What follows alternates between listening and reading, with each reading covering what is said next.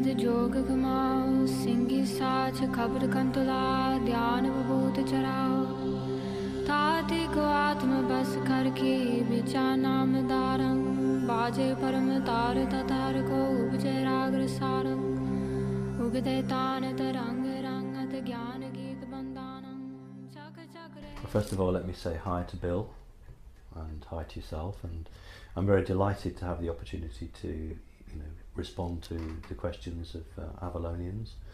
My name is Simon Parkes.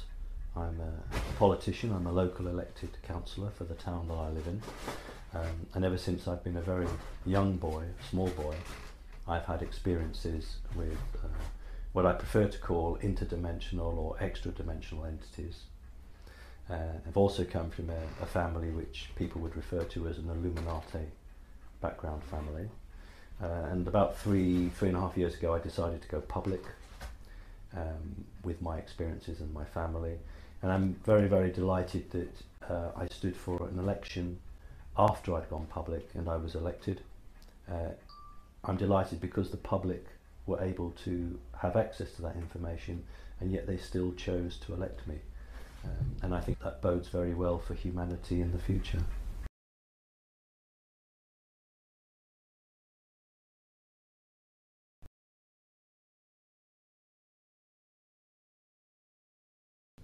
That's a very, very hard question.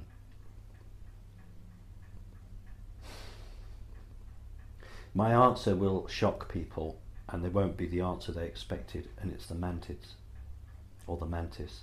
And that will really surprise and shock people. Why? Because they will expect the Palladians or the Andromedians or one other humanoid group. They won't expect the answer I've just given. It's difficult because Mantids take part in abductions, and a number of people have quite rightly reported Mantids have hurt them. So for me to sit here and then say, well, actually the Mantids are the human race's, one of the human race's best I can't use the word get out of jail card, but they are one of the most helpful and will become one of the most helpful assets that humanity can get its hand on. But most people will have a great difficulty in understanding that.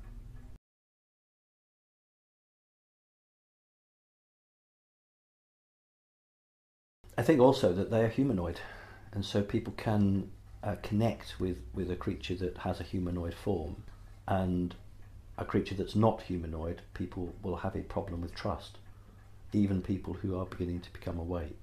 The reality is that beyond this there is and I use the word lightly, there's a game being played out, and there has been for thousands of years.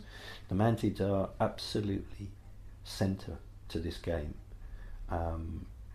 and people don't actually realise that although the Mantids are in agreement with the reptiles and have for many thousands of years, but the Mantids have their own plan at the end of it.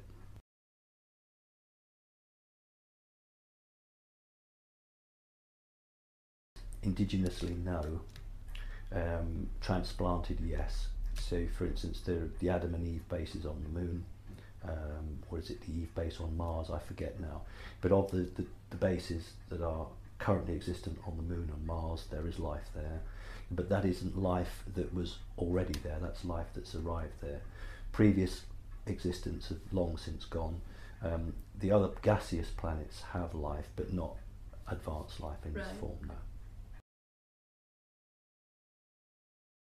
I don't accept hollow Earth. What I do accept is caverns in the Earth where facilities can be placed, small cities can be built, but the concept of a hollow Earth in terms of a hollowed out Earth, no. But certainly if we're talking about considerable size facilities, then I would accept that, but not a hollow Earth, no. So by considerable size cities, do you mean something like the size of London? No, that's too big. Okay. No, I would say a population of 100,000. Okay. But the Earth is not hollow? No, because if you imagine, if you were to, as they often do, set explosions off on the Earth, if it was anything like the moon, you would get a hollow pinging back. But because the sound waves coming back from anything from geological to testing for oil, coming back generally showing a solid base. However, there is one part, and we were talking about Antarctica, which isn't hollow in the true sense of the word, hollow Earth, but there are large cavernous areas there where cities have been in the past, and some are active now. So you could call it hollow, but I don't want to get imagine like the moon or anything like that that's hollowed out on the inside. I don't want you to imagine a sort of a football, basically. It's not like that.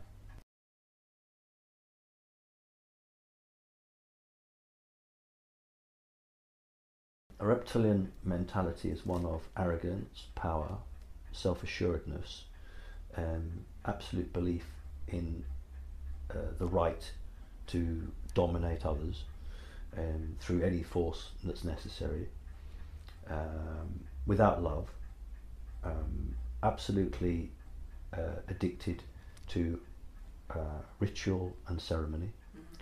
A mantid is not a creature that exists to control in terms of physical force, but exists to be a referee or an arbiter between different universes, different groups.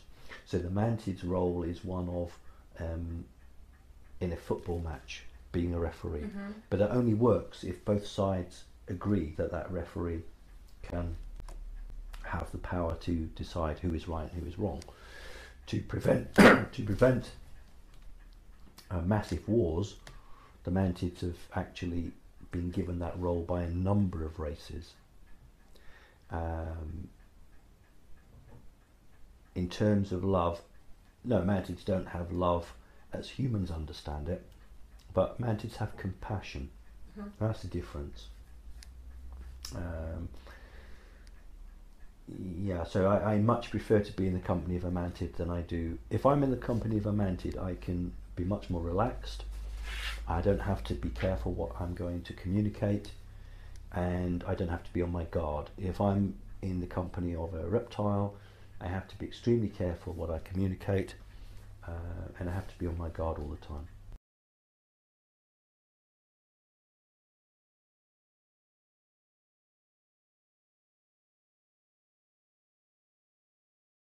If you could imagine a new oil field found somewhere off the coast of America, and America has the boats to go and get the oil, but it doesn't have the drilling technology, so it goes to the Germans, and the Germans provide the drilling rig, but they don't have, actually it should be the optics, shouldn't it? The Germans should provide the optics, and the British supply this, that and the other. In terms of humanity, for a very long time, a number of alien races have pooled their resources to interact with humanity. So to a certain extent, the mantid race, which is a fourth dimensional race, and the reptilian, or the Draco reptilian, which is a fourth dimensional race, do share a number of goals and will participate together. However, they have their own individual goals themselves, which are not necessarily mutually supportive of each other. I'm having to be careful because there's a lot to play out on that particular topic.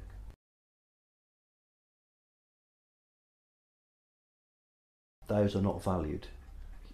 Human aliens value things like that, music. They don't value that. They do value being at peace with themselves, and that might be by playing a resonance of sound, which they then feel very comfortable with. They don't pursue sports. Their pursuit is, when I say knowledge, I don't mean knowledge in the human sense, but knowledge of other races and how those races can interact with each other. That's their pursuit. No, they don't.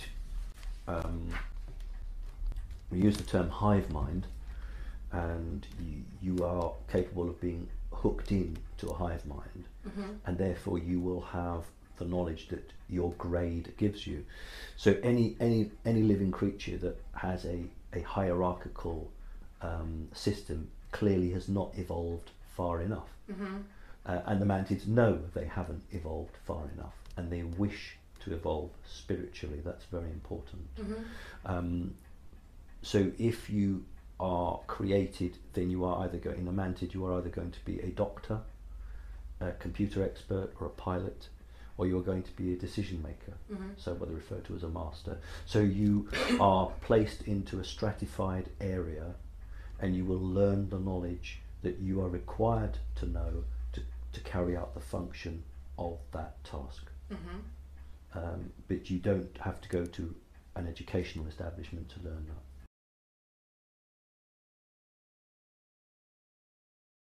that. They don't breathe oxygen. Very interesting. I remember in a communication with one, and it started to, I don't know if anybody's ever seen and can remember Arnold Schwarzenegger in the Terminator film, Terminator 2. And by the end of the film, Terminator 2, Cameron, by the way, is a very interesting director, but we'll leave him aside. But at the end of it, the computer had learnt to tell a joke. So the Terminator had begun to understand humour. Mm-hmm. But whether it had understood it or whether it just knew when to interact with it. So these creatures are the same. They don't naturally have humour, but they understand humans. Mm-hmm. And for instance, when interacting with a human, they will use hand gestures, even though they're communicating from mind to mind. Mm-hmm. They will use a hand gesture because they understand that humans used hand gestures, and therefore it makes the human more at ease. So they have learnt Mm-hmm. to be appropriate around a human, whereas other creatures don't give a damn. Why should they bother? Like the reptilians. Right, the reptilians. But so mantids do not have a sense of humour, but they will mirror or reflect back Mm-hmm. a person's personality in an attempt to gain some form of acceptance.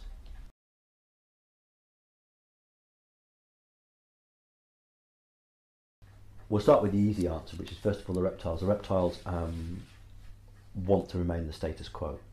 Mm-hmm. They want to, doesn't matter what the technology on the earth is, no matter what your religion is, as long as you are a subservient race, the reptiles are fine with that. So they don't care if you can do this and do that. As long as they have ultimate control over you, they don't care. You can be seen to be evolving or developing, Mm-hmm. as long as you don't throw them off.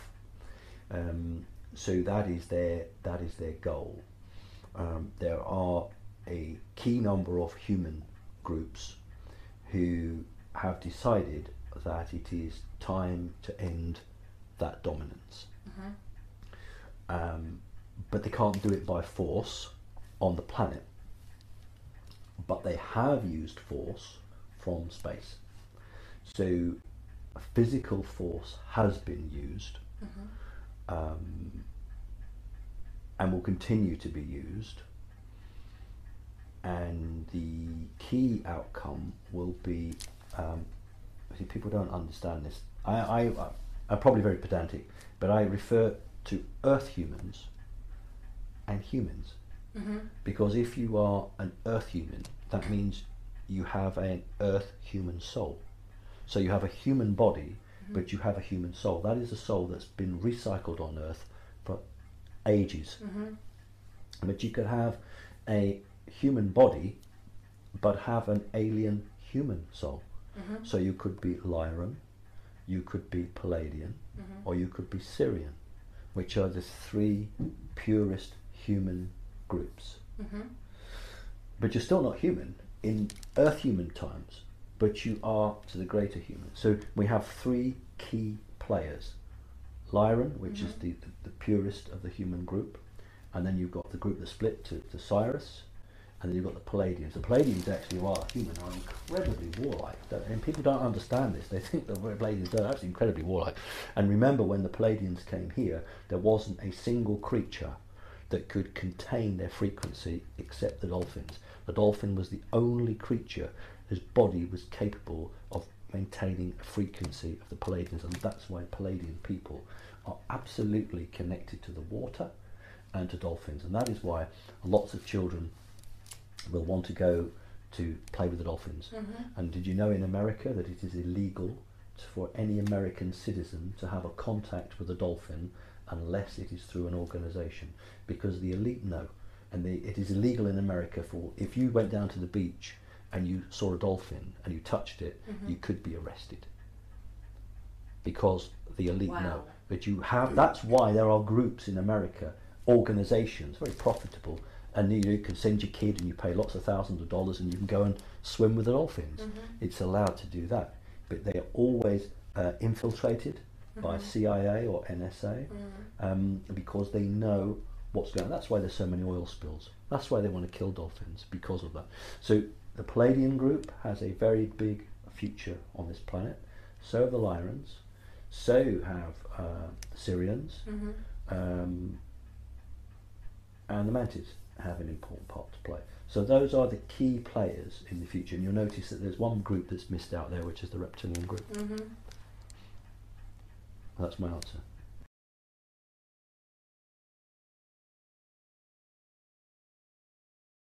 With any group, you will find splinter groups going off, allying, forming. Mm-hmm. I certainly don't use Americanisms. I certainly don't buy the idea of large numbers of Palladians forming any sort of alliance with other reptilian groups simply because they've been at war with them for too long. And they are totally opposed to the values. Each of their own values are totally different.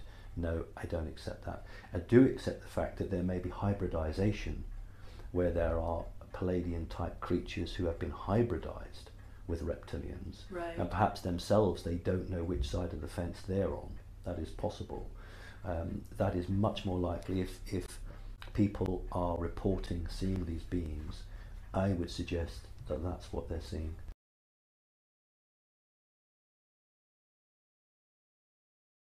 They think they have reached the pinnacle, that there is no further way to go. If you were to have a debate with a senior reptilian, Mm-hmm. he would tell you that mammals smell. Mm-hmm. He would tell you that mammals have to evolve and change to survive and adapt, and that he doesn't have to change because he's been in that form for absolutely millions and millions of years. And reptiles don't need to evolve, therefore they've reached the pinnacle, they've reached the top point, there is nothing better than them, and everyone else is inferior. So that is the mindset.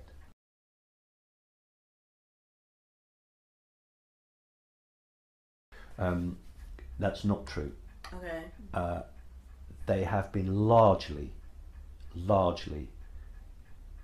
contained. In other words, a number of bases that they were existent on have been taken out. There are still a number of bases where there are just a few hundred left in the earth now, just a few hundred. Right. They are still there, but they are not, they're not putting their head up above the parapet, shall we say. Mm-hmm. They're not receiving any reinforcements. That's very important. They can, and they are, Mm-hmm. because if they weren't, we would have thrown off the bonds and we would be charging headlong towards freedom. They're still very much pulling the strings and influencing us directly.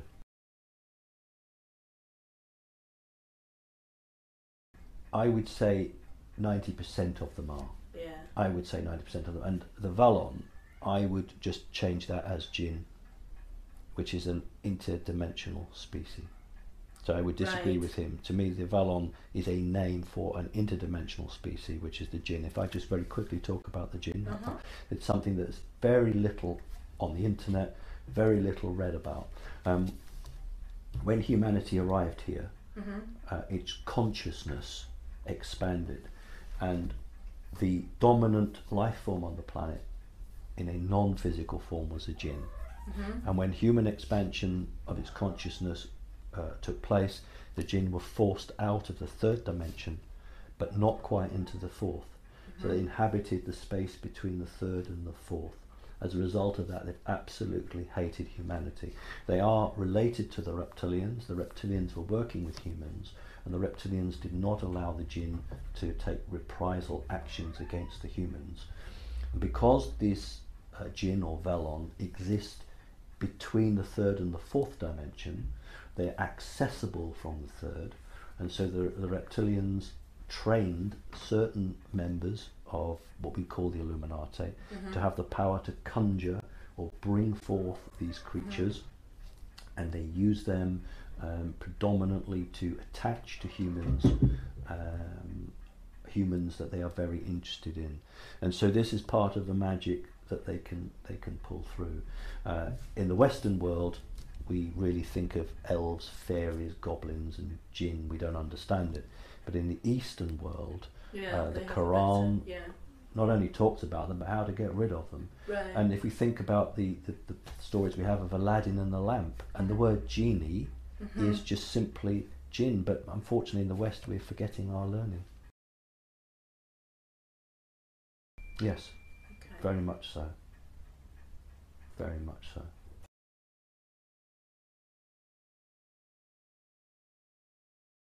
Interesting, because the Quran, unlike the Bible, is enmeshed into the law of many Muslim countries, and they understand the energetic, not just the physical, and they believe that all evil is created by the jinn, the demon race. So when they see a UFO, they will just say that's a jinn.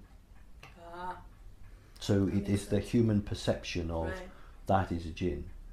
Well, you see that sometimes now, because with researchers have a heck of a job to decide whether a person is reporting a shadow being or a jinn. So that's you know, if you are mindset is, well, everything is a jinn or everything is this, then everything you see is that. I mean, the Iranian Air Force has intercepted countless UFOs, but the public, who are very, very strong in their Islamic law, wouldn't begin to discuss a UFO. To them it would be a demon in the sky. Right. But the Iranian military would know it was a UFO. So it's just the way it's handled.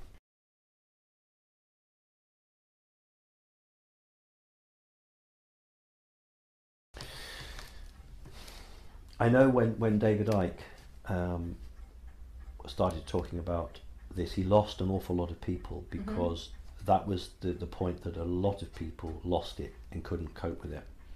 And it's very, very difficult for someone to come to terms with. I personally have seen people change, and it seems perfectly normal to me.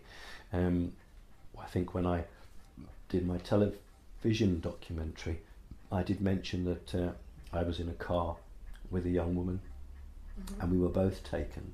But what I didn't mention, because the documentary wasn't to be trusted, people weren't to be trusted, but I can talk to Avalonians. When we returned back in the car, there was a great deal of missing time, and at that moment I didn't remember what had happened. It did take me a few hours to get back.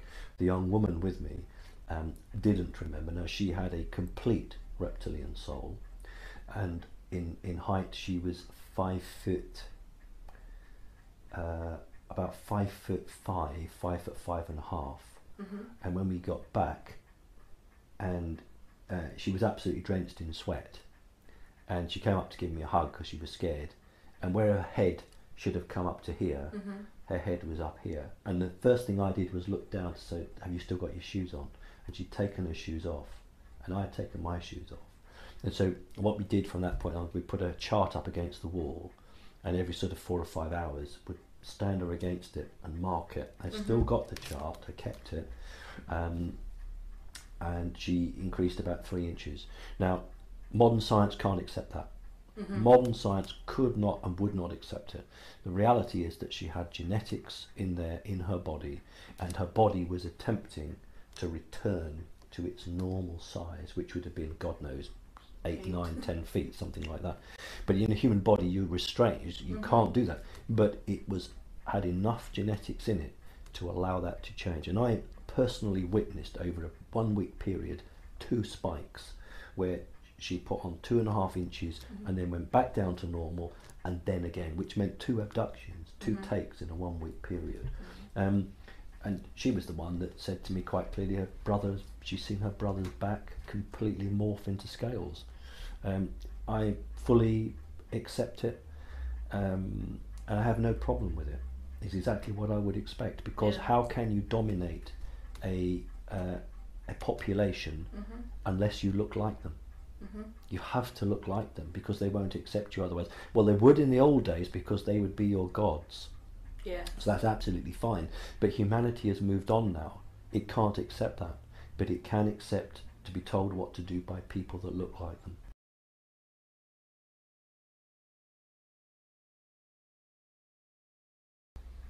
Well, it's by far humans, actually. They're not off-world, they're on-world.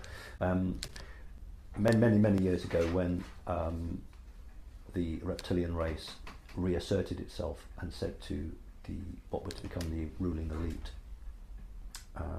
we'll do a deal with you. This is the magic that we'll give you, and this is the power we'll give you. But in return for that, this is what we want.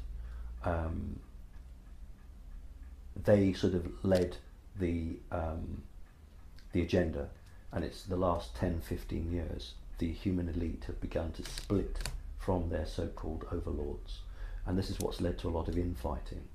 I would put my hand on my heart and say to you, it's Draco reptilians, but it's majoritively now a satanic group of the Illuminati, who are hell-bent on holding the planet in a way that gives them absolute superior power.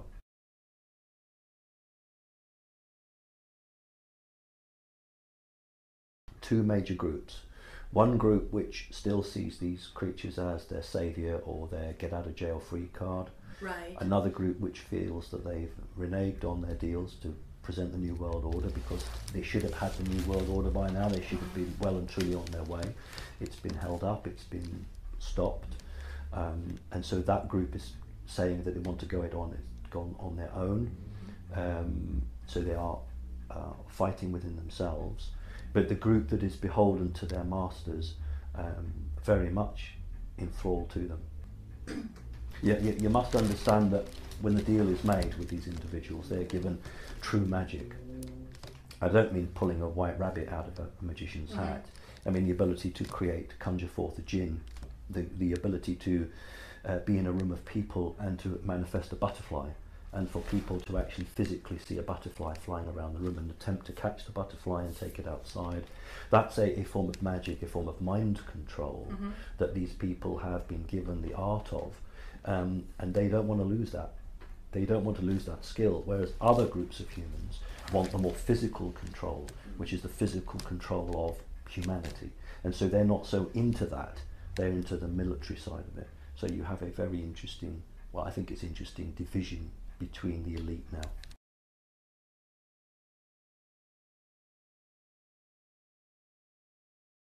Well, both, because the ships are interdimensional. The ships will go from excuse me, the 4th dimension and arrive in the 3rd and solidify into the 3rd.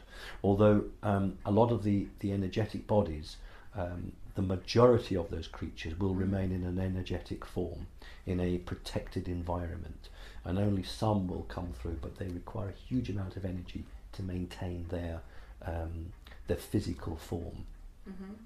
And those creatures would have arrived by ship when they created their base here. They created a safe haven for themselves under the ground, where it was like their own home that was built. It was on a very impoverished scale, but it meant they didn't have to go back for regular topping up, for want of a better word.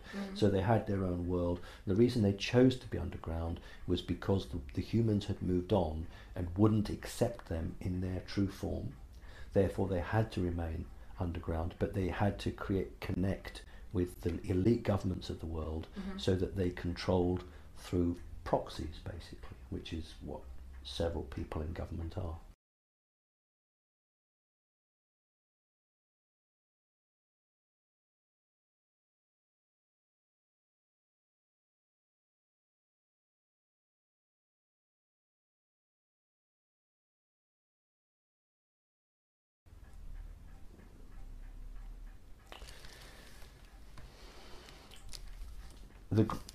many of the grey races are.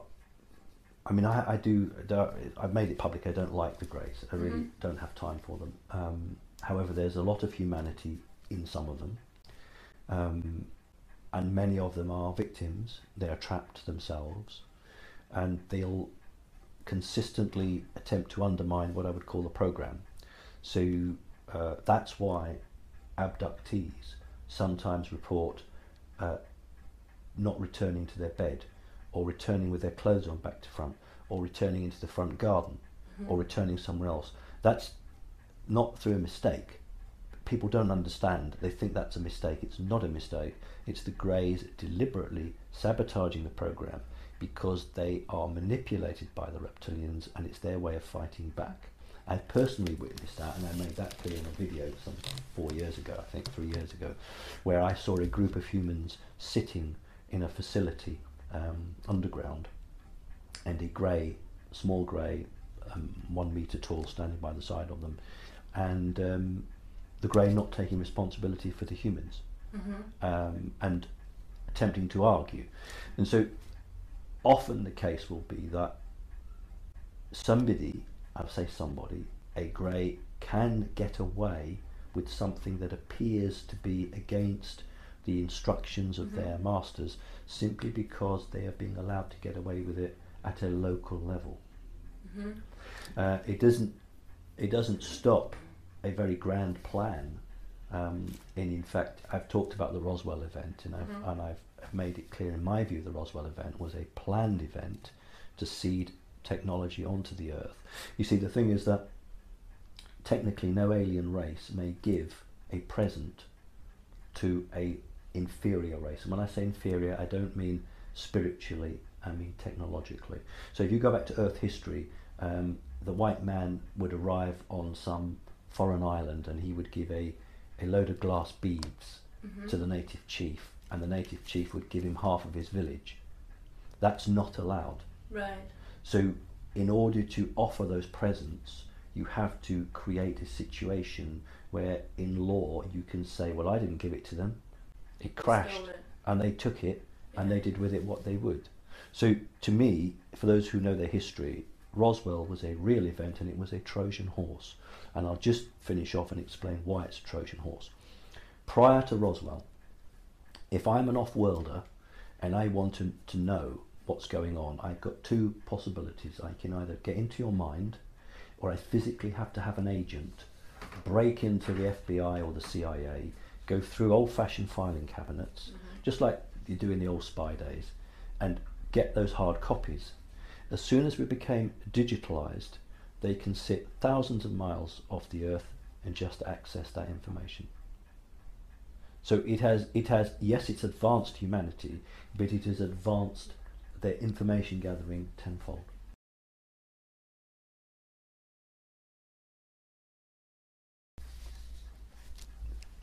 Any race that willingly or foolishly gives up its sovereignty has a lot to answer for. Any race that sells itself because something is offered to it and doesn't have the ability to connect with its higher self and ask, am I being offered something that is good for me?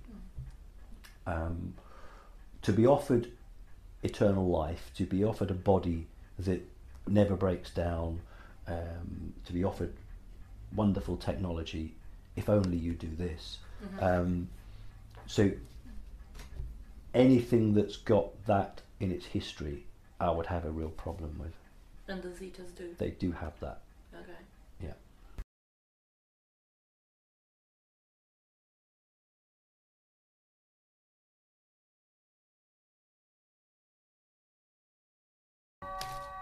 Well, first of all, let me say that I have the highest regard, he's passed on now, but for Zachariah Sitchin. I think he was an excellent academic, and he did genuinely interpret the tablets correctly. Right. What I'm suggesting is that the tablets were planted, and the information on those tablets, or some of those tablets, was actually inaccurate. the long-term plan for those who would rule us would be for us to accept any particular type of alien as our creators. And because if you look on an alien force as a god force, you are then very, very, very beholden to that creature, and you feel that you are inferior to that creature. And so I was trying to alert people to the fact that this material found in, I don't know which level of the mound that they were found in, is actually inaccurate and has been planted to make people think that the Anunnaki created humanity. What I've always said is that what they did was alter us. Humanity was already existent upon the earth, but it was altered.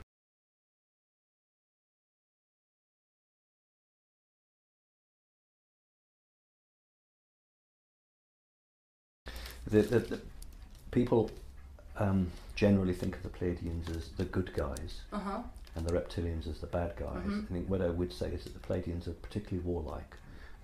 They are far more benevolent to humanity. Pleiadians dislike the fact that humans have been manipulated, that humans don't have the full information at their fingertips to make the choice. So the Pleiadians are a race of people who have off and on fought reptilian groups and have aligned themselves with other alien forces who are against the reptile forces. And the Pleiadians have for some considerable time played a beneficial effect upon humanity on Earth.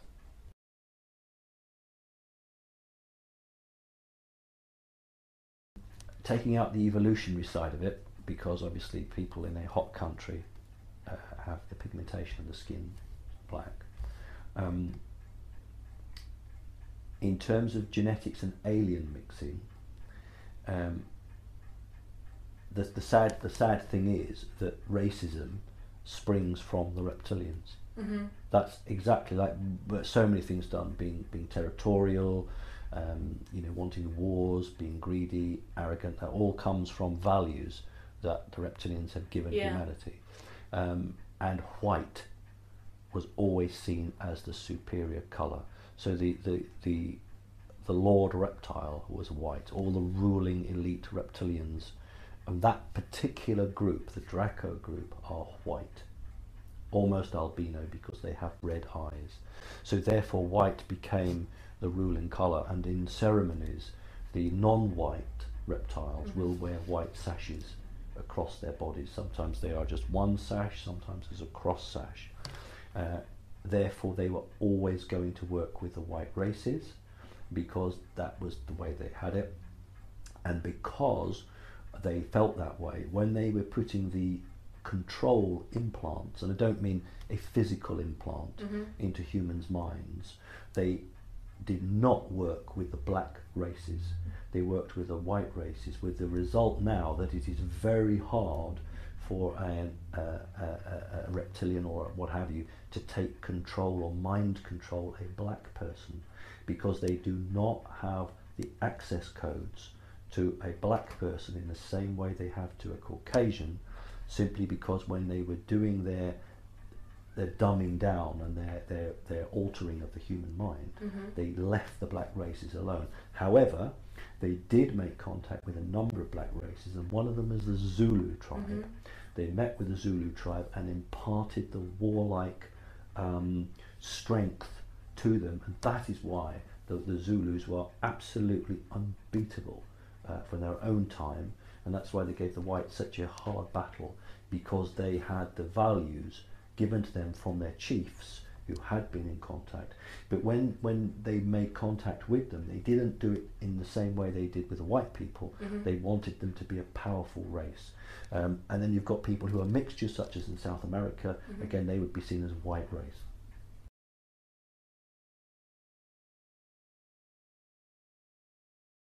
I'm very concerned with any organisations that almost create a guru or a godlike stance. I would counsel people to totally ignore anything coming from that particular mouthpiece.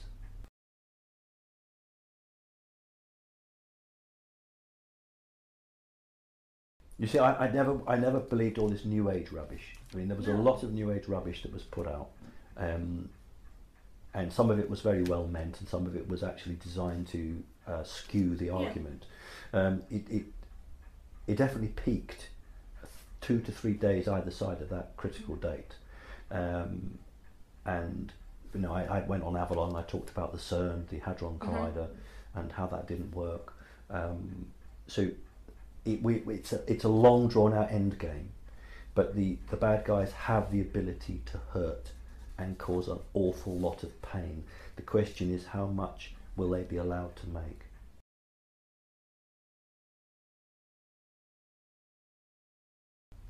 An attempt by the Americans to form a one world government, the attempt by the Americans to have martial law, the attempt to try to either chip people or massively kill people. It's got to be played out very quickly. I also expect, if that doesn't work directly, a false alien invasion or a false epidemic. So I think all the big things have got to be played, because 2016 is the final chance they have. They'll get no more resources coming through, and if they're on this earth, they're trapped on this earth. They have to create their life for themselves. So between now and 2016, I'm surprised Obama hasn't done more.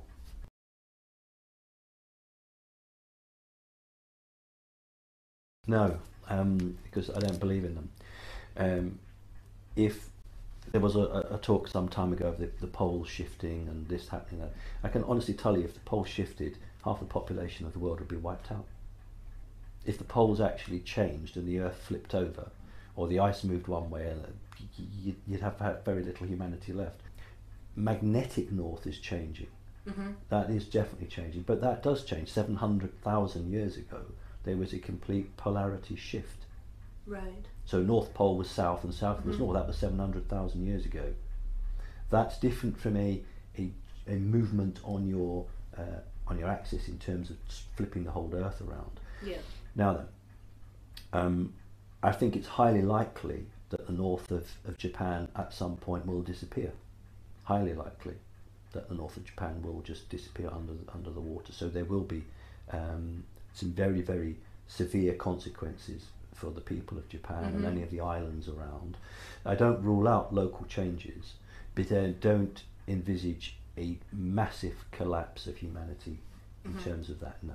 Simply because the aliens who have such an investment in humanity wouldn't allow it to happen.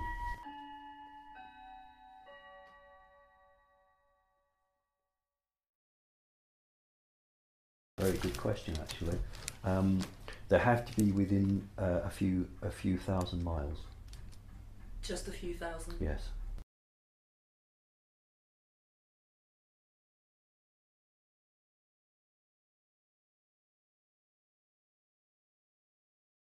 You really have got to believe that you can make change. You also have to practice. Some people go into deep breathing, some people do meditation, other people just don't seem to need to do any of that. They can just do it. Depends on where you are in the developmental process. If you know something is wrong, you have to wish and think and believe, not just I want something better, but I will make it better. This is going to happen. I am going to make this happen, and you're going to make it happen out of love and for the right reasons. And if you believe in that strong enough, and others across the planet are joining you in that, you can effect change. And Avalon would be an ideal place to start with, then, wouldn't it? Yes, it would. For instance, for me, passive resistance is if you know that the Americans have many, many, many hundreds of thousands or millions of rounds of dum-dum bullets for the sole intention of arming elite units of troops and then causing as much death as they can. Passive resistance is actually attempting to get into the minds of those individual soldiers and showing them the consequences of their actions, and showing them that there is an alternative, and then they will go on with that as they will.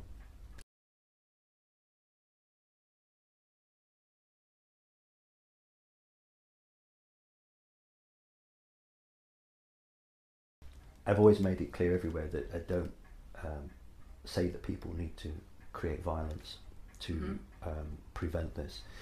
And a lot of people cannot understand that, because even people who are awake, they live in a physical world and they don't understand the full importance of the ability to change a physical situation by your own mental thought, your own mental processes linked into your soul.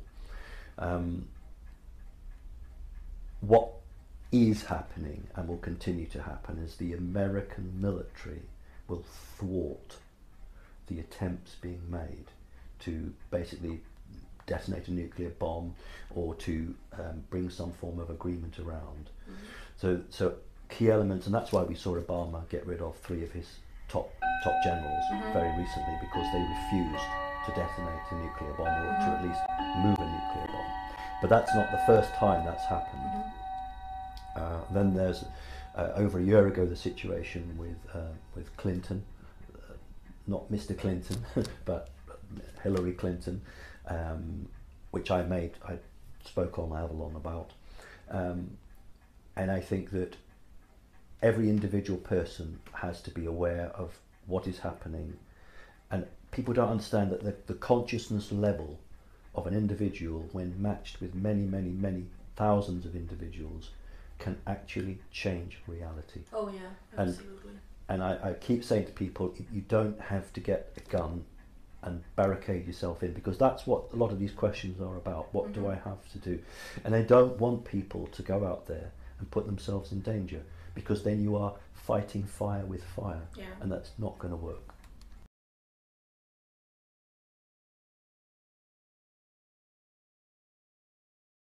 When humanity was first kicked off, very few people remembered who they were. Now we are 2013, and there are quite a lot of people over the planet who have woken up and remembered who they are, become aware of who they are. And it's that tipping point. It's about those people projecting their vision, their reality, and others who are not yet awake picking up on that. So these people are, it's like if you put if you have a barrel full of, let's just say, red coloured balls, and you put a blue one in, and then one of the red ones turns blue, and over a period of time the colour change is perceptible. So the larger group begin to change its dynamic, and that's what's happening with the people over the earth who are imprinting, is a good word to use, values and ideals which force others to change. And I say force, I don't mean force as in force with a gun, but force, they look in themselves and they'll look to see what is around them and say, I choose not to do this, but I choose to do that. And that is what's happening. So in the mix, yeah, it is, that's a very good word, we are in the mix. But people are doing a good job.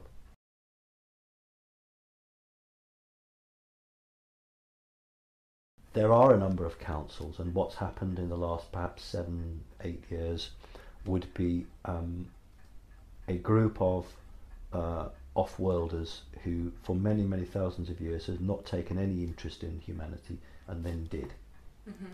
And they formed a council, a group of humanoid beings, right, who felt that it wasn't fair to ask humans on Earth to make a decision when they weren't free and they didn't have all the facts to their fingertips.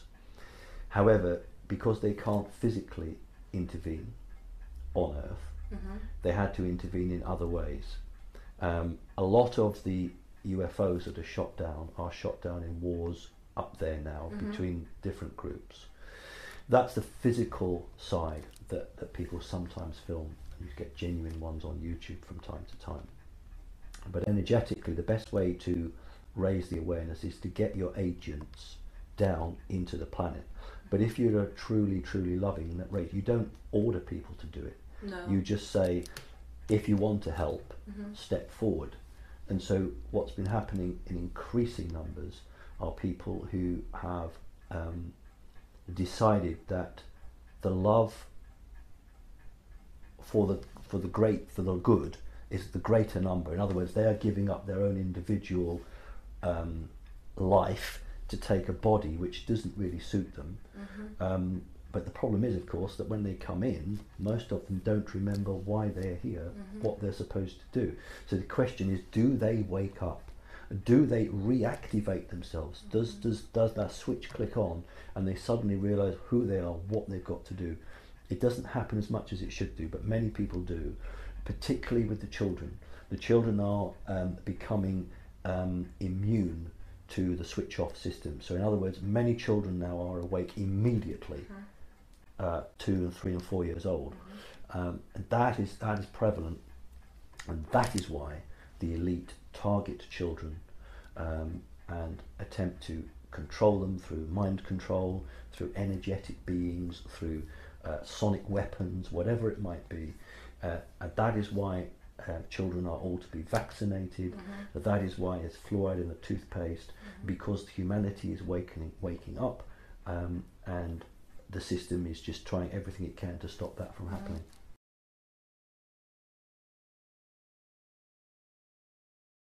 Well, they originally did, because if everything goes to plan, we will end up 5th, 6th, 7th, 8th dimension. So these creatures that are on the 5th, 6th, 7th dimension originally did inhabit physical worlds. It depends on their choice. If you are an energetic being, you still have a body, but your body is an energetic body, but it is somewhat denser than what's inside you. It has to be for the inside to retain in there. But if you choose as a people that you no longer want to live in a house, you want to live in another environment, then you will do that. So you could have a 6th and 7th dimension creature living in something that people would recognise as a house. It may look very different, but they would recognise it as a structure. There would be other creatures that would just be invisible and would just exist in the air, because that's what they've chosen to do. So it's down to what they have chosen, which is actually a lot to do with their history and where they've come from. The more connected to nature you are, the less you need the physical. The more rooted in the physical you are, the less you can let go of it.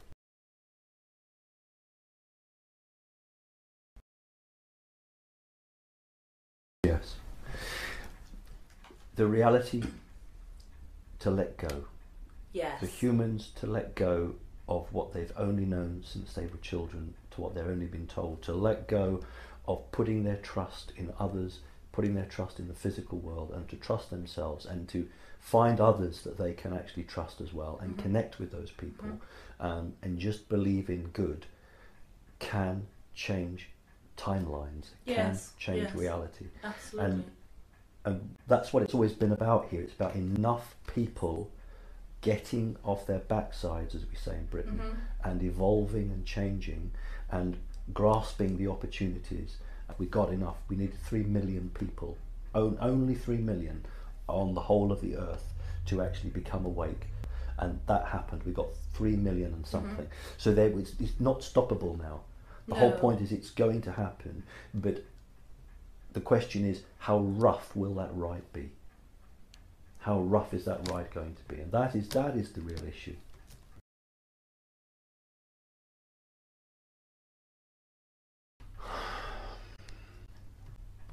If you want to be.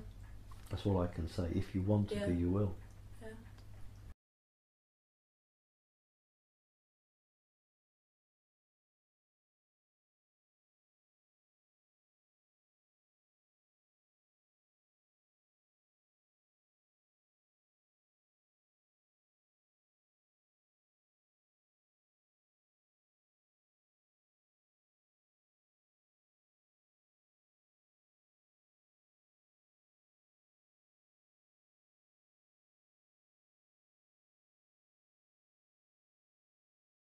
I don't understand a word of that, because the evolution of humanity, the next real evolution, isn't the smaller transistor or a better motor car. The evolution is spiritually in the mind. It is true that every tree and every rock has an imprint of its history, and it has the Earth's imprint, and you can access those codes, and you can do that. But I don't understand. I don't want you to repeat the question, but I don't understand the concept of machines and that part of me sounds, no, to me, the evolution that humanity must make is one that technology is hand in glove with spiritual advancement. Absolutely. No, this human machine civilization does not resonate. No, I don't understand. I just don't understand it.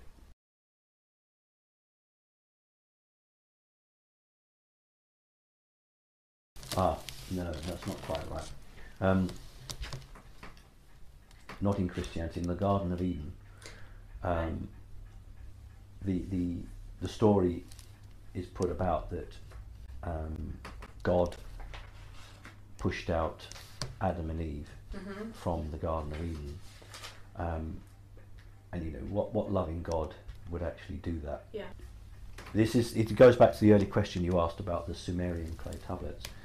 The story is that, you know, we were created by the reptile race, the Anunnaki, therefore we need to be very humble and very thankful. And what I was told was that wasn't the case at all. The creature that is the reptilian king lord is not our god whatsoever, and it was just made very clear to me that he was not our creator, and therefore it's a fundamental point. And I've always held true that, but Adam and Eve split the groups into two groups, not just male and female, but all the humans were into two groups. Eve led one group and Adam led another group, and that is why the bases on the moon and Mars are referred to as Adam and Eve, because of the exodus that took place from the Garden of Eden, which is linked to the exodus that took place when the Jews left Egypt and when the humans left the earth. Adam and Eve are the bases. So what happened was that Adam and Eve took the humans away because they found out that the creature they had called their Lord God was in fact not their Lord God. And this is where you get the word, and you know, I do have to be careful because I respect people's religion, and I'm not about trying to hurt them or upset them. You know, our God in heaven, and reality where there were 5 or 6 places around Mesopotamia and possibly South America which were safe havens, and in the one in Eden was the God, so he was the God in haven, he was the God in the safe haven, and that's where we get our God in haven from. And it's a massive realization when the thing that you have thought made you actually didn't. And that's what caused the great schism, and that's why the reptile lord was saying, who's told you? How did you find out? Who has told you? And this is where you get the two reptiles, the one working against the other, one maintaining the status quo and the other trying to break the status quo up. And that's where that comes from. Kind of sounds a bit like Enki and Enlil.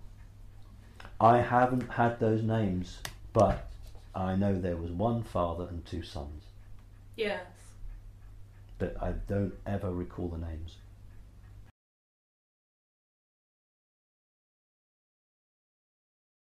Now we've had that started, and it's an incremental process. But what will happen is there will be physical things happening that you know, governments will attempt to do, and this will force people to choose which side of the fence they're on. So something will happen which is not an alien event, it's a human event. Oh, yeah. And that will accelerate the process for those people who are saying, well, I'm not having any part of that, that seems wrong. And then they'll go and do their own research, and then they'll start to change. So that will be what the energetic change, but it is not the true energetic change that started on the 21st of December. Have you also found that there are almost like energy surges? Yeah, well, if some of the star, the sun, is an important part in the regulation of the frequency, and I know, you know, we have to be careful because there's a lot of New Age nonsense portrayed around this, but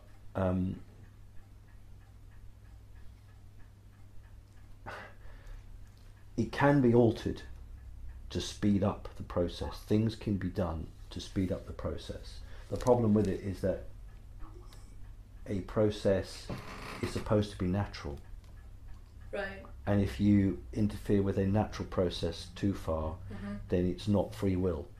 But there will be certain peaks that are occurring which are not totally natural, which are designed to speed up, I call it level the playing field quicker. Because we're running out of time, you see, in terms of that. We've got to level the playing field. Humans have got to be in a position where they have all the information to make a choice. Right. Because if they don't make that choice within a few years, it'll be too late anyway.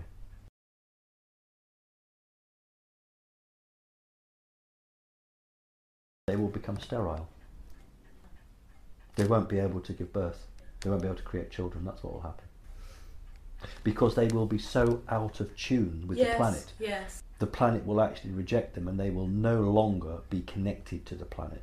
And the planet will therefore say, well, you're on my back. You're not part of me. And these people won't be able to have children. That's what will happen. So before that, there will be what you're describing, which is the psychological breakdown, where they will just simply go mad because they cannot make those changes, because they're just not designed to make those changes. But in order to remove it, just like any good program, they will become sterile. So that through a natural process, no one's going to be put against a wall and shot. Right. Through a natural process of evolution, they will just die out, relieving the new species that can survive and adapt and change.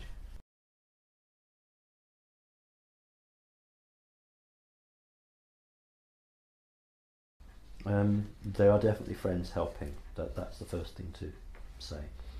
The CERN device could create a huge amount of energy, which the design was to effect that wave of energy which you have already mentioned that was coming down, and to fracture it in such a way as it would hold up or slow down the process of ascension for humanity.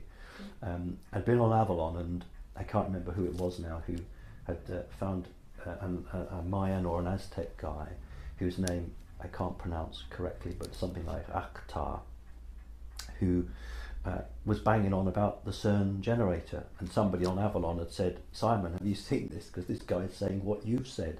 And I thought, my goodness, this is amazing. And he was what we would call the backstop. He was going out all around South America, where the hidden pyramids under the jungles or buried under the earth, and planting sacred objects. And what he said that he'd been told was that the CERN device was going to come on, darling. The CERN device was going to have very negative impact on South America in particular, but would hold up humans' ascension. Now, he didn't know it, and I didn't know it, and that's why it's very important that one left hand doesn't know what the right hand's doing. But he was the backstop. If the CERN device had worked, everything would have fallen on him. But as it happened, the CERN device did not work. Therefore, we didn't have to face that issue. We didn't require him, but what he did was right. What they'll do, they'll say they're looking for boson-Higgs particles, they're looking for dark energy. They'll blind people to science and give them references to something that NASA has put out on the internet at some point in the past. That there are many institutes who are funded to look for these particles. And it sounds very convincing. The question I say to people is, hang on a minute, this is built by a consortium, right? There are no shareholders. Who money mad in this world would invest millions of pounds if there was nothing back for them? Business people don't do that. No. They don't give money if there's no return. So they're not going to give millions of pounds for something to find a boson-Higgs particle, which some chap's going to get a Nobel Award for, but they're not going to get any hard cash. And the reality was that the United States of America put pressure on all of its allies to raid their black budgets to pay for the CERN device. So it's run by America. It didn't work. It didn't work when they needed it to work, which is good. But have they given up on it? No, they haven't. After the terrible earthquake for Japan, which brought Japan to its knees. People don't realise that Japan was a net exporter prior to the terrible disaster. It's now a net importer. That's how they've been turned upside down. And they have accepted the fact that the next collider will be built in Japan. It's not going to be, the question was whether to build a linear collider or a circular collider, because they'll do different things. But the Japanese have agreed that the next collider will be built in Japan. And the thinking there is, well, look, if we build a collider, we won't have another earthquake, will we? Wow. So that's the next, so that is what they're building. The question is, the argument now is how much Japan is going to be expected to pay for it. I think the Americans expected the Japanese to pay for all of it, and the Japanese have shown a bit of muscle and said they're not going to pay for all of it. So they're debating now how much, but the work will soon be started.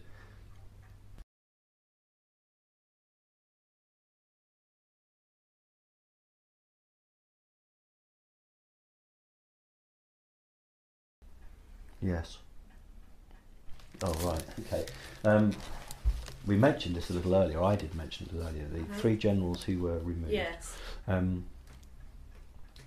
People need to understand that when, in America, which is the important one, it doesn't matter who wins, whether they're Republican or Democrat, they are both controlled, except for Kennedy.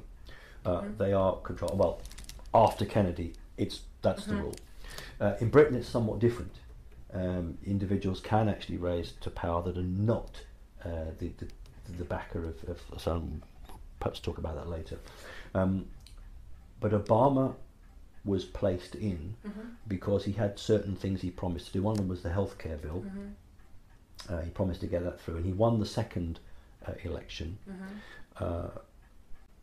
And the sad thing was that when he came to office, everyone said he is going to be the one who will announce UFOs. Well, they were partly right, because what they picked up on was that he was so involved with that side of it that he was going to have the agenda, but it wasn't the agenda of disclosure, it was the agenda of forcing things through at a way that had never happened since the days of Bush. So can you just go back to the film? I don't want to go off target too much. What was the gist of it? Because I could go on for ages on that and I don't want to. Many people are infected direct assistance. Yeah, so, right. In the last 30 years, there's probably been about 5 or 6 attempts to do something really, really horrendous. If you go back a few years to Israel, the Israeli Prime Minister ordered an attack without anyone else's knowledge on Iran.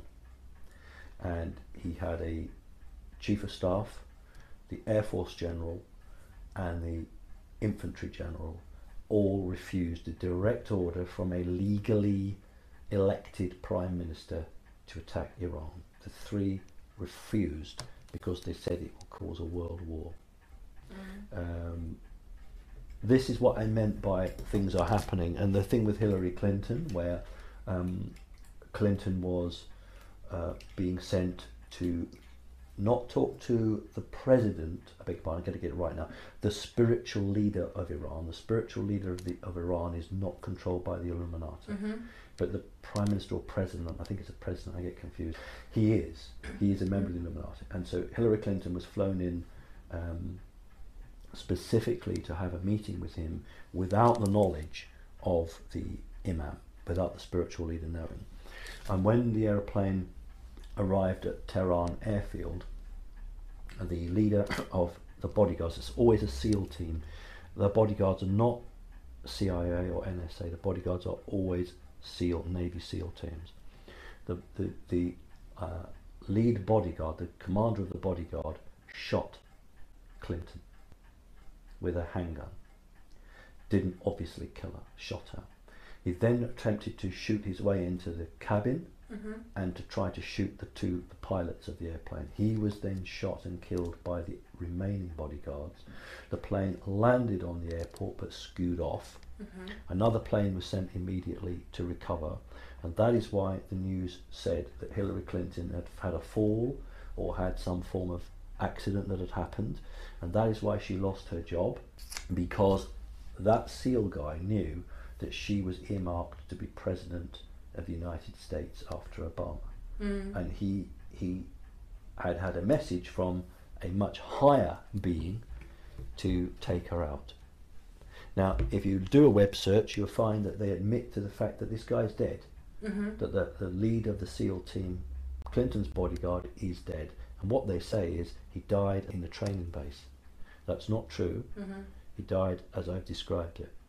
And this is what's happening. So the elite are actually fighting now amongst themselves, but they're also fighting against humans who are in positions of responsibility, but are making a choice to not accept the environment they're in, and they're making a free will choice. In this case, this guy decided to shoot and kill, but he didn't kill her.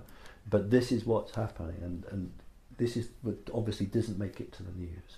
So I'm not saying that a fifth dimensional or sixth dimensional person said you will kill this person, but what they've said is, do you realize that this person is earmarked for this, and if this goes ahead, this is the likely outcome. Then that human has to make a choice what he or she's going to do about it.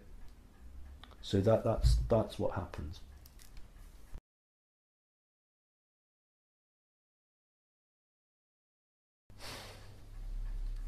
Definition of a soul. The definition is my definition. It doesn't mean it's the one and only definition. That, to me, that is really what you are.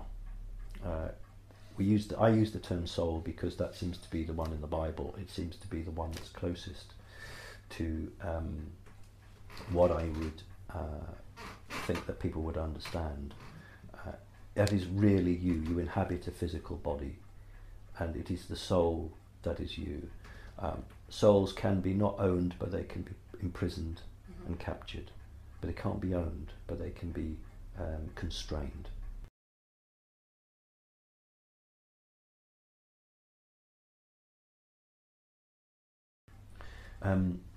Well, anybody who's got the technology and the mind power to do it, but it would only be somebody who is negative, because if you were a free-loving creature, you wouldn't attempt to do that. So the soul only leaves the body when the body is incapable of maintaining that soul any longer. The soul will know when the body is going to die, and it will leave before the body dies. It doesn't leave on the death of the body, it leaves just beforehand, because it cannot be in a body that's dead. So it has to leave.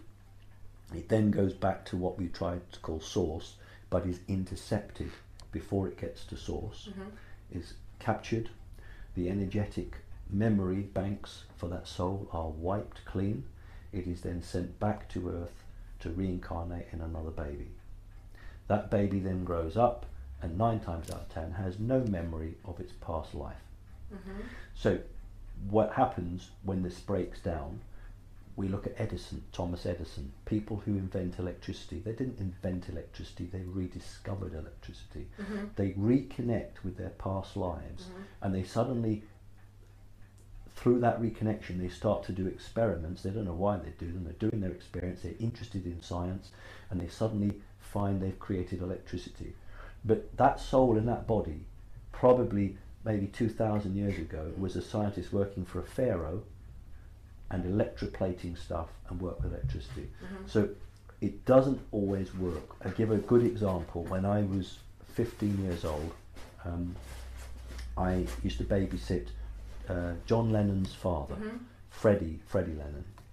He was known as Alfred Lennon, but to his friends was Freddie Lennon. And because of my Illuminati background, I was asked to babysit Freddie Lennon's 2 children. Freddie Lennon remarried. He was 54 and she was 19. Oh my goodness. But that's what happens in Illuminati grouping. Although Freddie didn't, he came from a very, very poor background, but was brought into the system much later on because of his son John. The point I'm making is that John Lennon had a son. John Lennon could play the piano at 5. John Lennon's son could play the piano at 5. Freddie Lennon, through a different woman, the mother's name was Pamela, had a boy. and that boy at the age of 5 could play the piano. So how is it then that these individuals are all happening? And what modern science says is, oh, it's genetics. It isn't genetics. Is that line, that family were clearly involved in music. And so when those spirits have come through, they've remembered. You know, I don't care, gifted children playing piano at 3 and 4 years old, that doesn't happen physically. Something happens. And so this is the cap. So if a soul is captured, this is a prison planet.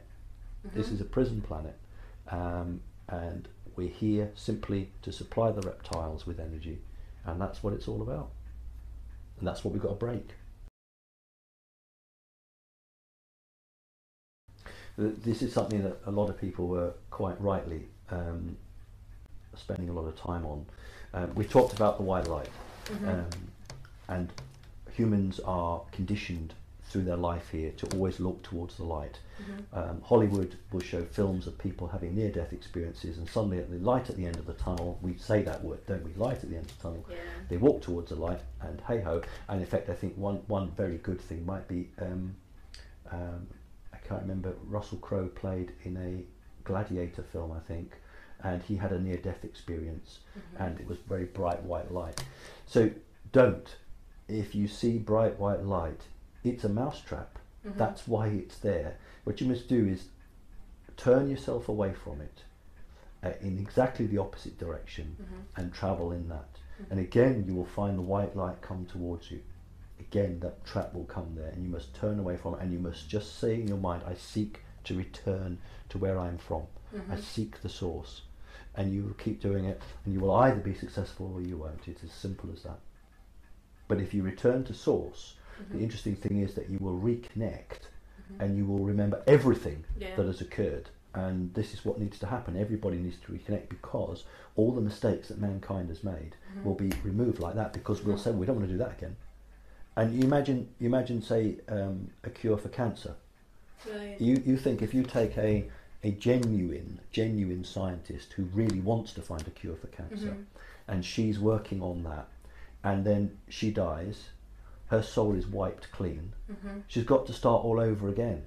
But if that didn't happen, she goes back to source, she comes back in another body, all the learning that she did, she adds to. So over a period of 30, 40, 50 years, that can be re-put onto the next one. And that's when you get massive advances in technology and massive in science, because people, it's that memory is not lost.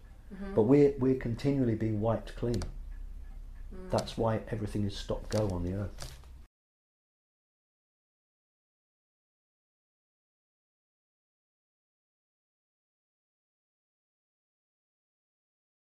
I'm not saying it's the case with all near-death experiences, but if I want to keep a lie alive, then I have to have people near death, bring them back to life, and then they preach about the white light, and they genuinely and honestly are telling you that they nearly died, and they saw heaven, or they saw angels, and they saw the bright light, and they came back.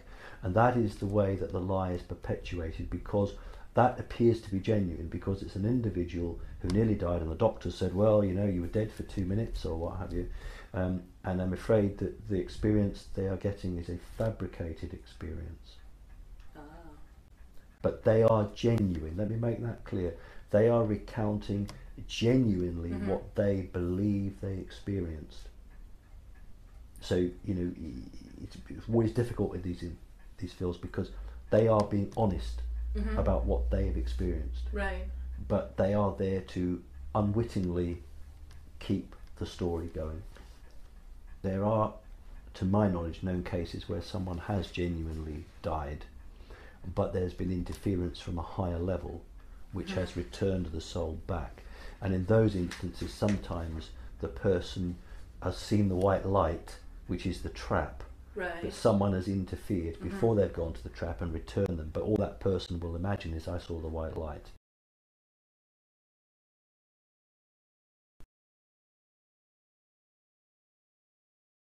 Bill Ryan set it up with the goodness of heart. I think Bill Ryan has a full knowledge of what's going on, and realised that not only was it a place where people could find support together, but it could actually be, and I use the word weapon, I don't mean that nastily, but it could be used as a method of change to help direct the planet in a positive way, to attempt to counter the negative force that Bill obviously aware of. And my view on Avalon is, I would say, people need to still let go of their attachment to physicality. People are still doing things like judging people and trying to balance people against known facts. And I just ask your soul, just ask yourself, you know, what should I do, or how should I do this? And that's all you've got to do. And you know, if someone is kind to you, then that's great. And you know, Avalon, I think, is a wonderful place to be. It's the best site of its kind anywhere in the world, but only because it has been supported and helped to be so. I mean, I haven't spoken to Bill, but I know Bill gets help. Oh yeah. Sweet. So that's my message: is it's great, and you must maintain its greatness. Bill, you around? Yeah, I'm here, thank you. Good. I heard you had some questions. Yeah, that's an understatement. I could probably talk with Simon for another several hours. Go on. Okay, alright. So, what I'd like to do is to say hello to everyone here who's listening, either Avalon members. When we say Avalon, of course, this is shorthand for the Project Avalon Forum. And I'd like to say hello to any Project Avalon Forum members who are listening, and also to anybody else out there, because I'm quite sure this is going to be hosted in a number of places on the internet. And I'd also like to say that I've been listening to this with very great interest, and there's certainly probably more good information in this interview conversation that's been taking place than you get in a very large number of interviews out there that are given a lot of prominence. And so I'd really like to thank Simon for that, because this is important, complicated stuff. And my entry point into all the jottings and notes and questions which I've got in front of me here is to talk about something that Simon mentioned. This is just a little quote of his which I wrote down. New Age nonsense. And in all the questions that Simon's received from many people in this interview and other interviews and conversations that he's had over a period of years, Simon, I would love to ask you, what is your view of the confusion and the disinformation and the misunderstandings and the mistaken beliefs that you must find yourself surrounded by and reflected back on you in terms of the questions that you're asking? How much of a problem is this, and how do you deal with this yourself? It is a problem, Bill, because so many of these people are true believers in what they've hooked onto. You know, they're not the ones who are spreading necessarily the disinformation. They are passionate believers, and they believe it's a salvation. And it's incredibly difficult. You cannot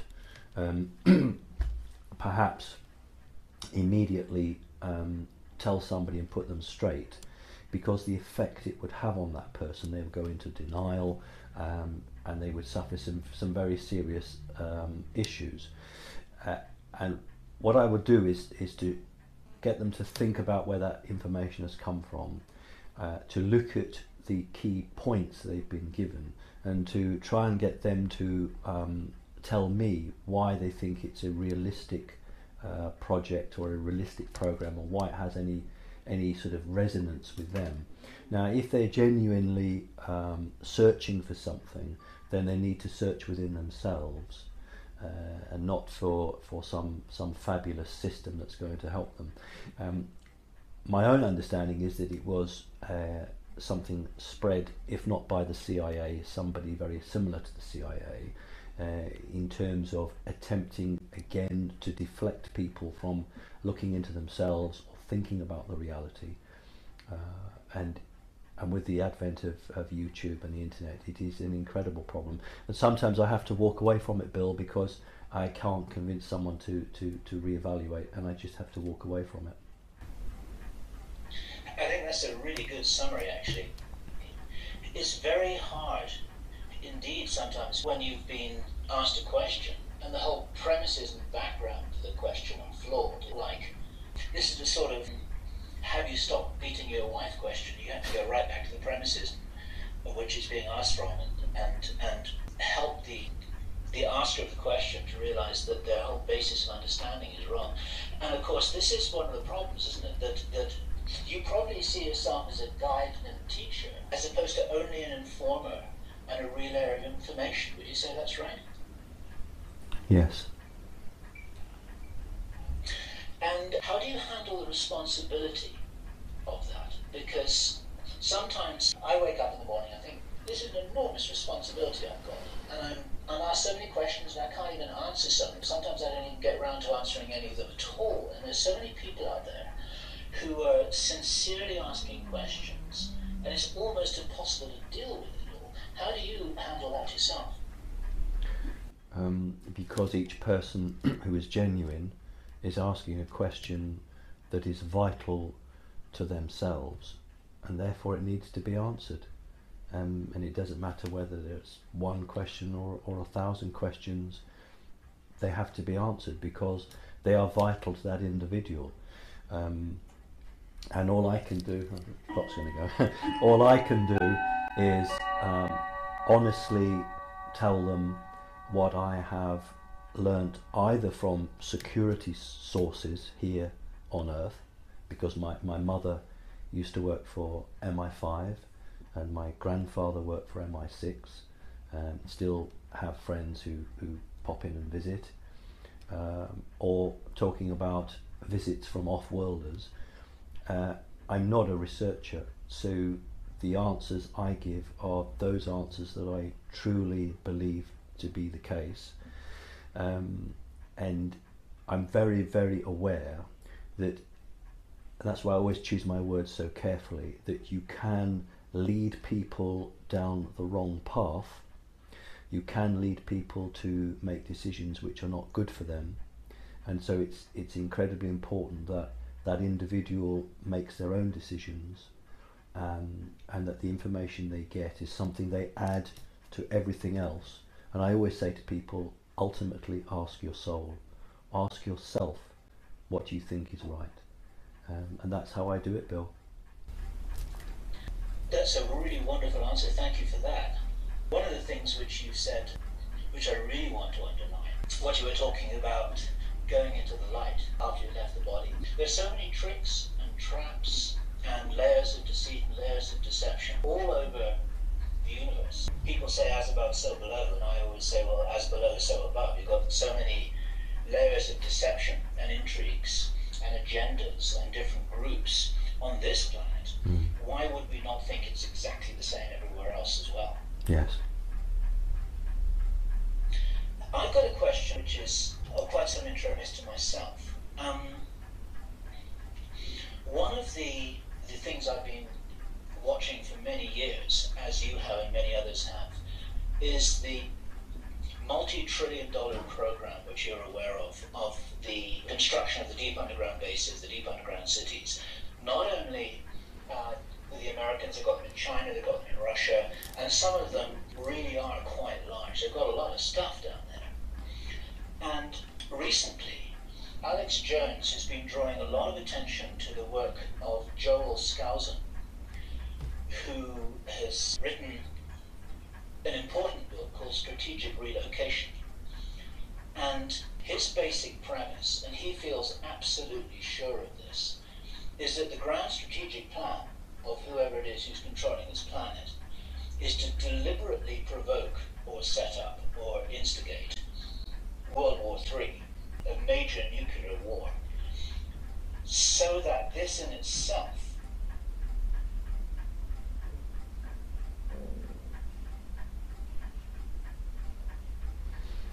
I think someone's just pulled a plug on Bill. Hello Bill, can you hear? I think the NSA must have got angry, Bill. What was the last thing you heard me say, and then I'll continue? You mentioned strategic relocation and the different countries and Third World War, and then you cut off after Third World War. Okay, right. So what he strongly believes and has analysed, he's a very intelligent, well-informed man. What he suggests that the plan is for a major nuclear war, which would be deliberately provoked. It would be engineered as a survival war, but with the justification that then you bring in martial law, then you bring the New World Order, then the so-called freedom fighters will all be arrested as terrorists, and that's what the camps are for. And that's like the sort of major global traumatic event that would usher in everything that they wanted. So I have two questions about that. First of all, and it's actually connected with the question of multiple alternative timelines and freedom of choice and that whole complexity. Do you see this as being possible, inevitable, or would this be prevented by extraterrestrial agencies who would say, no, that's breaking the rules of the game? No, it's possible. Most definitely is it possible. The problem is that those people who are implementing the plan are themselves lied to, because their understanding is that after a limited nuclear war, they would then emerge to be the sole rulers of the remaining humans on the planet. What they don't know is they're even being duped, because the whole project is to keep them underground, so that they remain underground and then they evolve into something that's not very human at all. But they wouldn't do that unless they thought there was a carrot at the end of it, and the carrot for them is, oh well, it's okay because we can emerge out of the ground and we will be rulers of all we survey. If you told them the truth, they wouldn't go down that road. Now that's the elite group that is on its own. There's a separate elite group that wants to retain the status quo, that doesn't want the nuclear war, that wants to control humanity by other forms. So that are the two groups, and I know what you're saying. I absolutely agree with that, Bill, because you know, even people who are very wealthy film stars are know they have their bunkers already built, and so it's not just people think about the Illuminati. It's just not the top notch. It's actually quite a sizable group of people who have booked a ticket, for want of a better word, but think they're just going to emerge into the sunlight and everything's going to be fine. Right.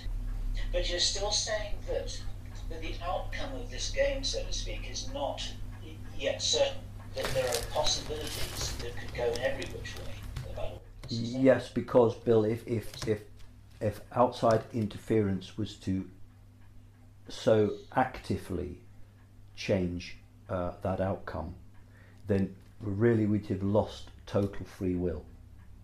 So I would grade it as a possible. Yeah. Now, earlier on, you described the Mantids as arbiters, which is a very interesting word, using the analogy of an umpire or a referee of a game. That implies that there are rules and agreements of the game. I presume we're talking about the way that the game is played here on planet Earth. What is it that would be such a violation of the rules of the game that interference would be required? Humans making a decision, whatever that might be, and they've not been given the truth. Right. Could you give a theoretical example of that, just to illustrate? If you were to say, for argument's sake, to a general, we'll talk about what we were saying earlier, I want you to move this nuclear weapon from this facility, and I want you to pass it across to this group of freedom fighters. Don't worry, they're not going to blow it up. Everything's fine. And the general then does that, then there would be interference because the general had not been given the full truth.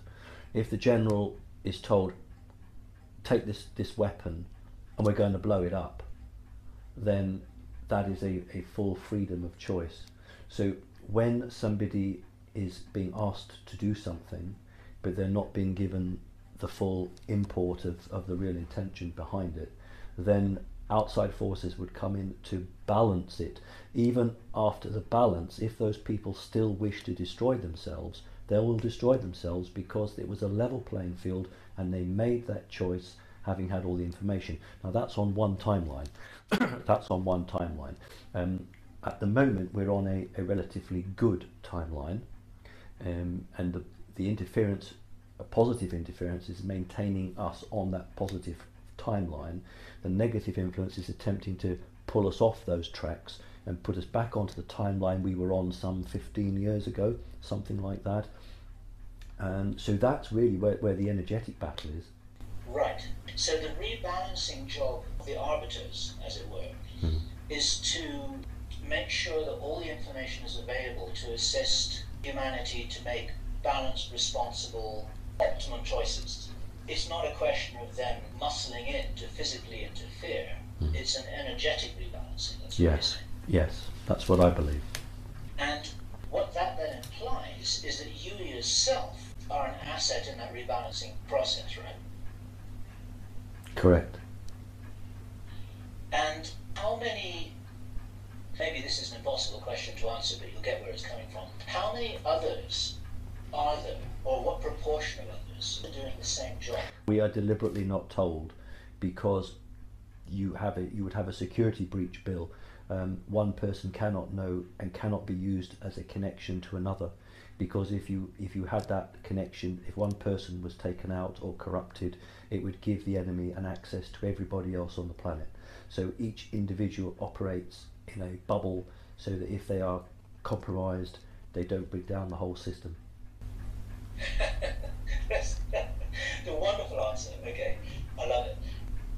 But it would be reasonable for you to suspect that there are many people performing this function, all independently, but in different cultures, different languages, using different media. Would you say that's reasonable to assume? I would definitely say that is the case, although each individual or each individual groups who have joined together would each have formulated their own way of assisting, and would be doing it. For instance, there are groups of people on the planet who are attempting, as we speak, to reduce the radiation pollution coming out from Fukushima. There are groups of people who are attempting to change many things that they see as negative. So they are operating in a different way from me, but it is for the same outcome. It is for the outcome for humanity to be in a position to make a choice. So yes, I would agree with you, Bill. Okay, here's a question that you may have been asked before. Such an arbiter occupying a human body, or are you a human who's agreed to assist? They made it very clear to me that my soul is composed of three parts, as a percentage: 33% reptilian, 33% mantid, and 33% human. People who are in the know say they've never seen such a complex creature that's surviving. In other words, it technically is not possible I should be falling to bits. It had to be balanced, because it has to be free will. No one part of me must be more dominant than another part, although certain situations require that particular part of me to become dominant. My choice as a small boy, when I was asked to choose between my mentor being a reptilian, Draconis reptilian, or a mantid, I chose the mantid. Therefore the mantids are my mentors. I'll let that clock go.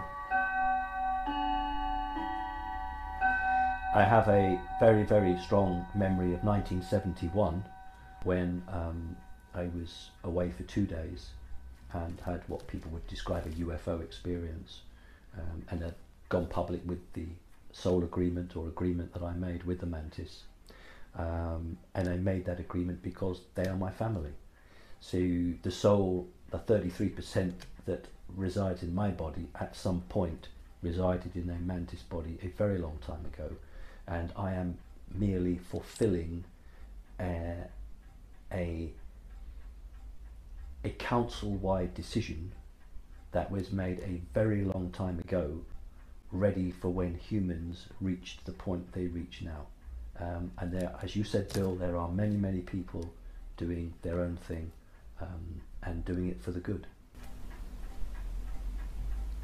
Okay, going back to the reptilians then, does this imply that not all reptilians are actually operating to the same agenda? That to just describe all reptilians with one broad brush actually would be very unfair to everything and everyone that all the reptilians are. We're just talking about the actions of the different factions. Is that right, or do I have that wrong? It is right. I mean, my experience with what I would refer to, or researchers would refer to, as the Draco reptilians. These are the most negative reptilians that interact on Earth. But I'm also aware of and have met what I call native reptilians. And there's one other group of reptilians from another star system. They are all on a sliding scale negative to humanity. But just as in humans, some rebel, I suppose that's the right word, against the teachings or against their culture and against their ritual and their ceremony, and set themselves up. It's much harder for them because they have a connected mind, and it tends to be small groups on outlying positions, but they then will attempt to connect with humans because they are from a background that doesn't see any harm in connecting with humans and interfering with humans. They will physically come in, if I can use that word, for the good, and do things that perhaps you might be surprised at, but ultimately their goal is not they care about the humans necessarily, but they are just at war with the larger group. So it's almost as if it's a way of getting back at the larger group. Got it. There's an experience which I had back a number of years ago when I met Barbara Lamb. Do you know Barbara Lamb? I don't know her, but I've seen her, I think, some YouTube clips, I think. Book, I think she wrote a book. She did, I believe. She's a very wonderful woman who's worked for many years as a counsellor and therapist for people who've had experiences and contacts that they find very hard to integrate. Okay. And I happened to bump into her at a conference, and I asked her whether she herself had had any interesting experiences or whether she was just a counsellor. And she told me the most extraordinary story of how she was in her bedroom alone and a reptilian materialized physically in front of her in her bedroom, held her hand for a minute silently in front of her and communicated with her that he had been bred specifically for the purpose of making contact with certain humans and letting them know that not all reptilians were hostile.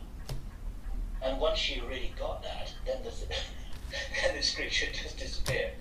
And I was privileged to hear that information from her. And so that's been a reference point for me, basically to support what you're saying, that there are at least small groups of reptilians that are not hostile in the sense that we have been educated to believe that they all are.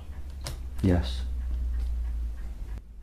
I think what I would say is that if the humans on planet Earth are freed, or they free themselves, then it's not very good for their reptilian overlords, because they will be thrown out. And I think a number of creatures in the know are deciding if they want to be on a lifeboat or not. Do they want to remain on the ship, or do they want to try and get away and try and change sides, if you like? Now, the major groups are not changing. They cannot change. They're so stuck in their ways. But other groups who perhaps observe what's happening on Earth from afar are making some very important choices as to where they want to be in terms of evolution, whether they want to remain in their position or whether they wish to use the opportunity that will exist when humans finally evolve, whether these other races want to get in on the back of that and to be carried forward. And as it stands at the moment, the reptilian group is excluded from piggybacking with the humans. Got it. Okay. But there are some signs of change and awakening in certain groups out there. Yes. Got it. Okay. Let me switch to a different topic that I think you touched on when you were answering another question from Karelia. And it's about the Old Testament God, as it were. About what the Old Testament God was really saying, representing, what he was trying to do, who he was.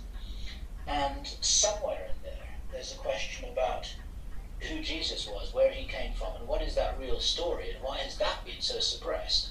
And of course we know that so much has been altered and mistranslated and mythologized and so on and so forth, and we're left with this hodgepodge of documents that's all been kind of shoehorned together into the Bible. The days on Earth when there was more than one ruler, alien ruler, and the planet was divided up into quadrants or sections that were ruled. Since that time, humanity has developed and has become more adult, and therefore the control has had to advance to keep pace with the development of humanity and to try to second judge it and be ahead of it. So the ruling god, reptile god, with all the values that we still have as creatures on this planet, was becoming outdated because human spirit was advancing even back then, evolving and changing, and it was necessary to bring forth a new icon which would capture humans for the next 2,000 years. The difference was that when the creation of the idea or the value of Jesus, it was almost like a double bluff. It was almost like an enemy within, because the code or the program for Jesus wasn't quite the way that the ruling elite had required of it, and therefore it began to work against the very system that had created it to control in a more almost a new age in relation to the old God way. So I see both as a construction to control, but the second program was hijacked by exterior forces so that it wasn't as effective, and in fact it was more beneficial to humans. Interestingly enough, I was told very clearly that the Roman Empire was created purely and simply to ensure that Christianity got throughout the whole globe, and once Christianity was seeded in every country, then the Roman Empire could collapse and fall. So that's my take on it, Bill. I don't know if that's of any help. Very interesting what you say about the Roman Empire. When you're talking about the seeding of Christianity, presumably you're talking about the seeding of the altered, corrupted form of Christianity. Yes, absolutely. To do with Jesus' real message, right? Correct, yeah. What do you know about the role of Mary Magdalene in relation to the Jesus story? Mary Magdalene. Well,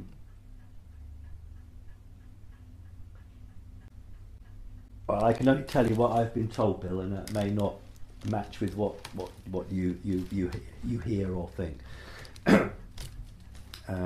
Mary Magdalene was chosen to create a hybridized child, and that's all I know about her. This is a child that's fathered by Jesus. All I can tell you is what I've said. That's all I know. That the whole object of that was to create a hybridized child. Okay. Do you know anything about the purpose or the function of that? Clock. We'll just let that clock chime.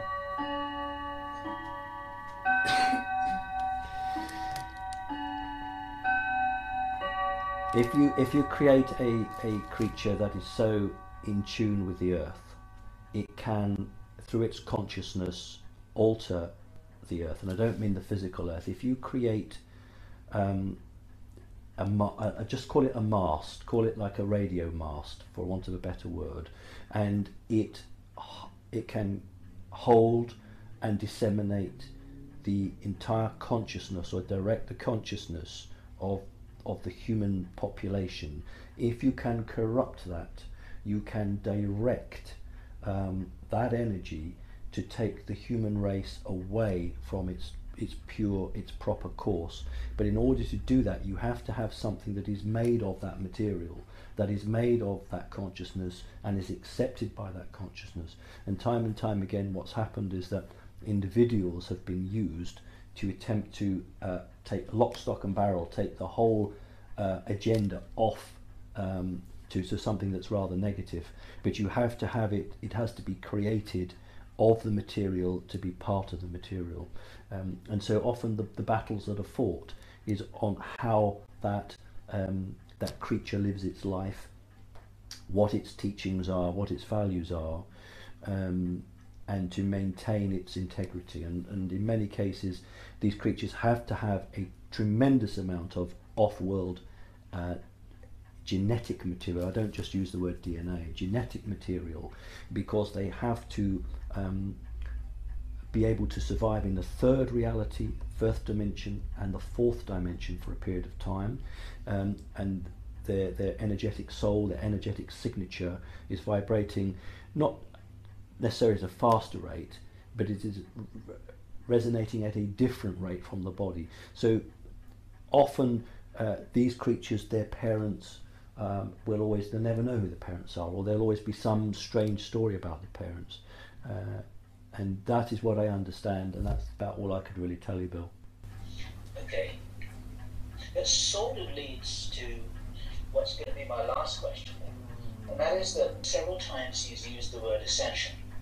Mm-hmm. And my own stance about that word is it's a really dangerous word to employ, because it means so many different things to different people, and it's been so muddied and abused and co-opted into a lot of what you call New Age nonsense. Mm-hmm. But clearly, when you use the word ascension, the ascension of humanity or whatever, there's something very specific that you're talking about. And I wonder if you could define it and clarify it to remove any possible misunderstanding or misidentification of the word. Yeah, I tend to use words, I suppose, that I expect people to understand and to grasp.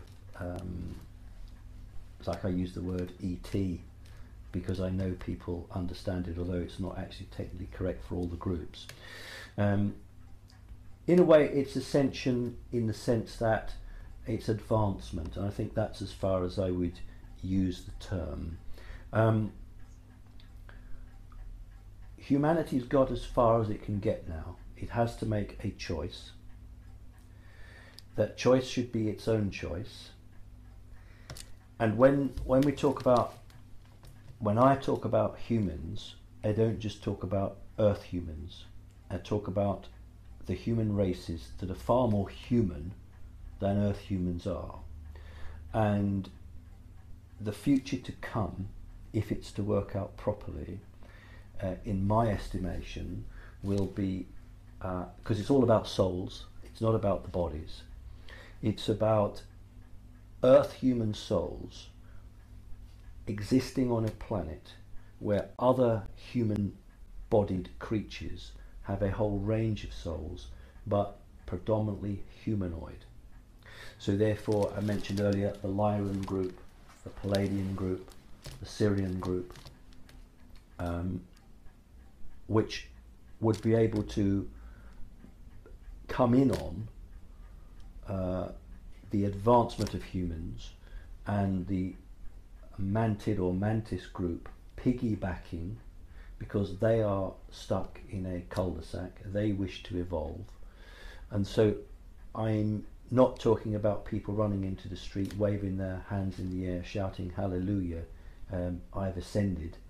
I'm referring to humans' values changing, humans becoming aware of how they've been lied to and tricked, and the very people that they put their trust and their faith in have for centuries been corrupting them and lying to them, and instead of falling apart, these group of humans have got to basically rewrite their constitution, not just the constitution of government, but their constitution of themselves, who they are, how they got here, and what the hell they're going to do now, and where they're going to go. And my great worry is in that crucial vacuum that will occur when the old guard are thrown out, somebody else of a negative force may attempt to grab that opportunity and present themselves as a saviour. And that's why it's very important that humanity looks to itself and not to an outside force. And I honestly see a positive time ahead where, and this is what people who are genuinely contactees or abductees talk about, sharing with other races. In other words, that is when we will come into contact with, in an open way, other creatures, when individual humans are in a position to appreciate their own role and their own position within the greater makeup. So for me, ascension is every individual human having the opportunity to make the choice, and a majority of humans making that choice to throw off all the values that they've been saddled with. Fabulous. Someone should transcribe that and put it on a wall or somewhere, because it's a very beautiful answer. Let me just thank you for all of your work. Thank you for your commitment. Thank you for your courage. And thank you for the clarity that you've given so many people. And of course, as you'd be the first to say, it's up to them now whether to take advantage of what it is that you're placing before them. I'm going to bow out. Before you do, I just want to thank you for surviving all the energetic attacks and the attempts of the enemy to turn you away from what you've done. And I am aware of what they've done and what they are doing, and I just want to say thank you on behalf of all the people on this planet, because you have had the guts and the determination to create a website which has drawn people to it of a like mind, and you offer a safe environment. It couldn't have been done by anybody else, Bill, because you have the expertise and the knowledge, and I don't mean technology wise, you have that understanding of what it's really about. So on behalf of them, and half of them, Bill, don't actually know the truth, and I just thank you for that. Well, thank you. Listen, if I was physically present in the UK with you right now, I'd just give you a big hug. Oh. And thank you for that. Well, thank you so much. if you ever come over, I'm doing Probe. I'm speaking at Probe in England in March. So if you're ever over in England, you're very welcome. Whatever, you can always pop in and visit me, Bill. Thank you. Thank you. Thank you so much. I'm going to hand you back to Karelia now to wrap everything up. This is her interview, not mine. And let me just close by saying thank you both. This is a very, very high quality interview that we've got here, and I'm very delighted to be a small part of it. Thank you, Bill.